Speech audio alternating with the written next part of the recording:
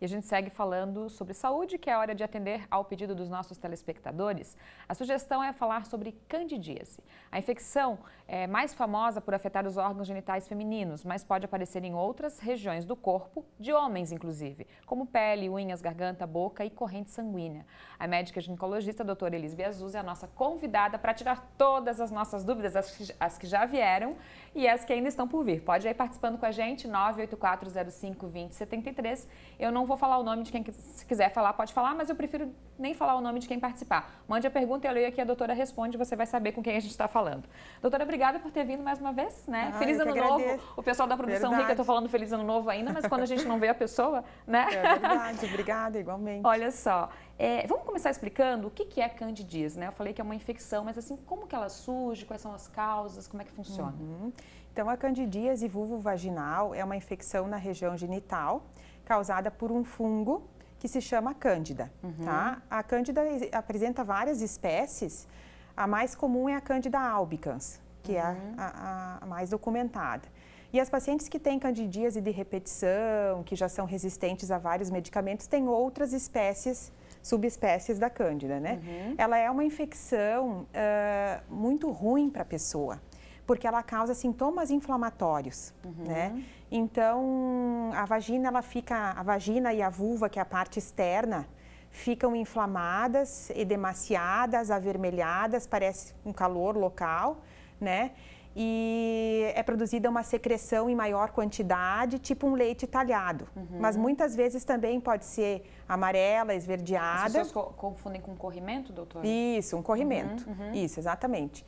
Então, ela pode se apresentar com várias colorações, mas o aspecto predominante é o branco, né? E tipo num aspecto mais grumoso, tipo um leite talhado mesmo, né? E junto com todos esses sinais, aí dá aquele desconforto na região, quando a paciente senta, caminha, né? Então, é bem ruim mesmo. Ela é uma infecção autolimitada, então se a paciente não trata, conforme a melhora na imunidade dela, vai melhorando também. O problema é ficar dias passando por esse desconforto, né?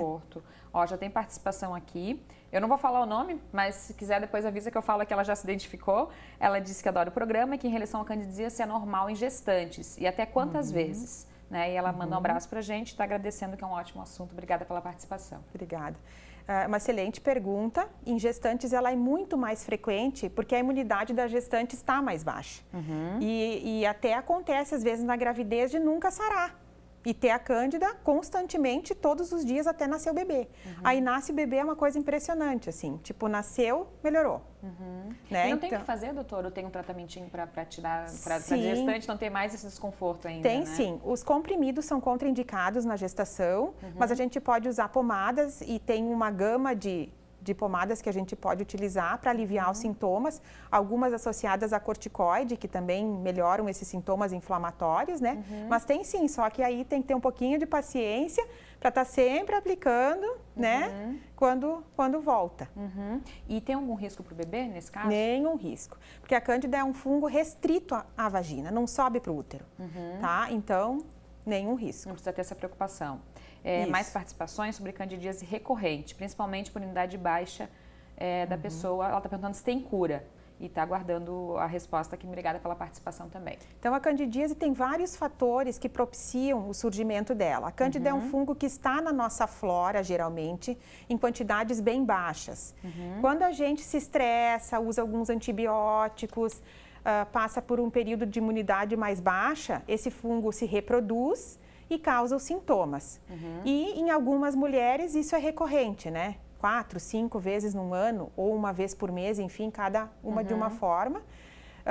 Existem tratamentos que a gente pode fazer de forma profilática, pomadas ou comprimidos para evitar que volte, e melhorias na qualidade de vida. Então, uma alimentação saudável, exercícios físicos, a gente usa algumas vitaminas ou até alguns aminoácidos, outras classes de medicamentos para melhorar a saúde da mulher e assim fazer com que não fique voltando seguidamente, né? É verdade que roupa mais apertada ou lugares mais quentes, né? Tipo, muda de clima, vai para as férias, vai para um lugar mais quente, ou que fique mais úmido. Também tem a ver, propicia mais o aparecimento da candidíase? Também tem uma associação, sim, mas mais pela via da imunidade. Por exemplo, vai para a praia, pega sol, fica úmido, então a imunidade baixa e aí favorece, né? Mas assim, essa questão de tecidos, ela ainda não é totalmente comprovada, né? A gente orienta que use calcinha de algodão, que deixe secar bem, não coloque nada úmido, né? Mas se a pessoa está com a imunidade baixa, por exemplo, for para uma piscina, normal, e for para uma piscina, ela não vai desenvolver, não vai ter problema. Mais participação de telespectadora aqui também. Boa tarde, boa tarde. Queria pedir se a candidíase passa de pessoa para pessoa. Então, a cândida não é considerada uma DST, tá? Então, ela não passa para o parceiro, mas alguns homens podem manifestar a doença.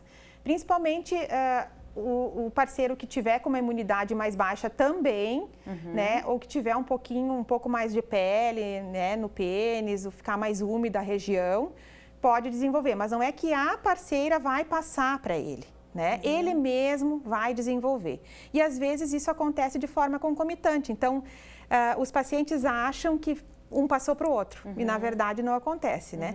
Não acontece isso. Então, quando a gente atende a paciente que tem candidíase, a gente sempre questiona se o parceiro também está sentindo, porque a gente pode mandar o tratamento para o parceiro, um tratamento semelhante. Fazem os dois ao mesmo tempo. Fazem os dois ao mesmo tempo. 5% só dos homens vão ter a infecção. Tá? Então, é uma prevalência bem mais baixa. Em mulheres, então, prevalece mais. Ó, tem uma outra telespectadora aqui, inclusive, falando um pouquinho sobre isso que a gente acabou de falar, mas é uma pergunta interessante.